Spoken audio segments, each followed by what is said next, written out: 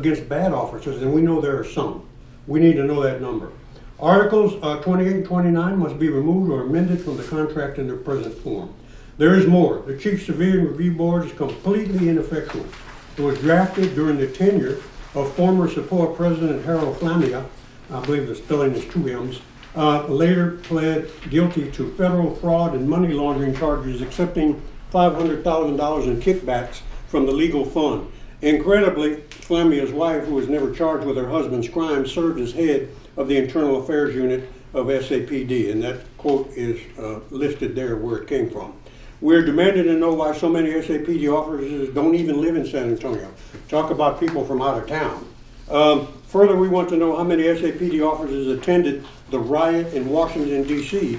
We believe that the real problem is corrupt dark blue money being contributed to the campaign accounts of some city council members and candidates. We're concerned that some law enforcement officers may have traveled to the riot and insurrection in Washington, D.C. We already know one sheriff's deputy, as reported by the media, and are therefore calling for the FBI to investigate any possible links between local and surrounding area law enforcement officers with white supremacist organizations and violent groups. We're also aware that the arbitrators being used by the city and SAPOA may not be so neutral as they claim. The arbitrators used seem to have a history of going soft on bad cops. One biased arbitrator that other police departments may be using, and if so, we sure would like to know that, is the one that determined that the use of the N-word in encounters with citizens was insufficient to cost an SAPD officer, Tim Garcia, his job. So what the arbitrator basically ruled was okay to use the N-word. That's the sum effect of that. Should be removed from being called upon. That arbitrator, as he shows a bias toward one of the most abusive words in the English language. No SAPD officer should feel entitled to disparage citizens in the black community or any community. Coalition is fighting for justice. Horrible abuses at the hands of law enforcement have taken place over many decades by bad officers and often racist officers and have gotten away with it. Many of us support collective bargaining, but not a contract that allows abusive officers to escape criminal or even civil liability. San Antonio deserves better. And having done that, we can now have questions and other further comments from any member of the coalition that would like to make a comment. I don't know if Josie or Farrah would like to at this point.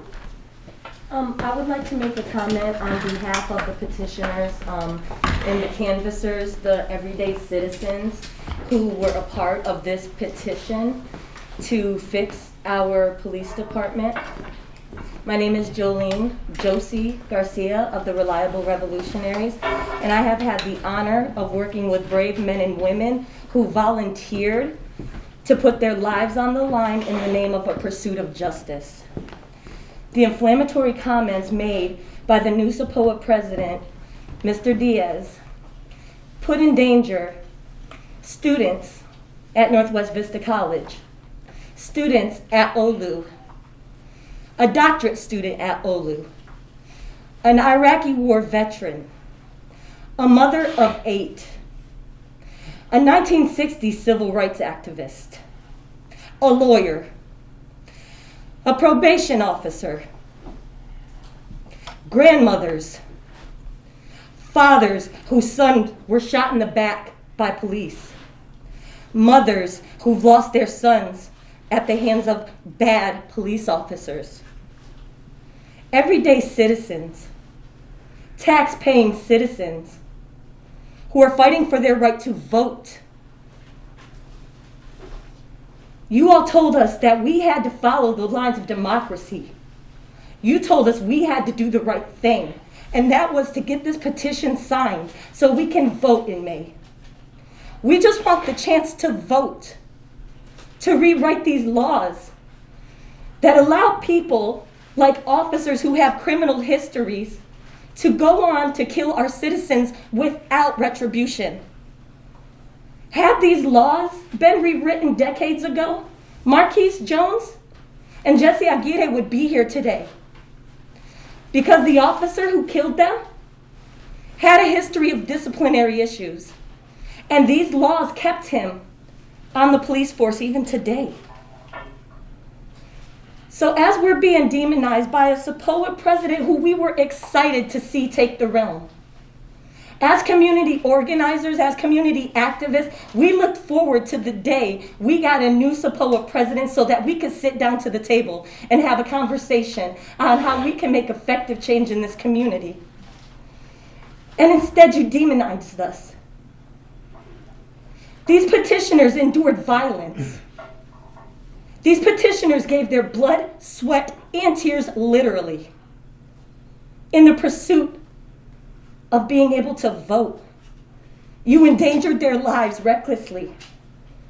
Our windows were shattered out of our vehicles. We were stalked. We were followed. We were threatened. We were harassed. And still we showed up. Because we believe in justice. And we were told this is the way that we seek it. And we will continue doing so. We will not be deterred. But I ask you, for those of you who think that we are anti-police, I want to tell you right now, police officers are signing this petition. So when you think about what this petition is about, it's about rewriting decades-old laws that don't pertain to us anymore. It's about protecting all of us, citizens and officers alike. Because just as we have many stories from citizens concerning the police, we also have stories from police officers, good police officers, who have attempted accountability.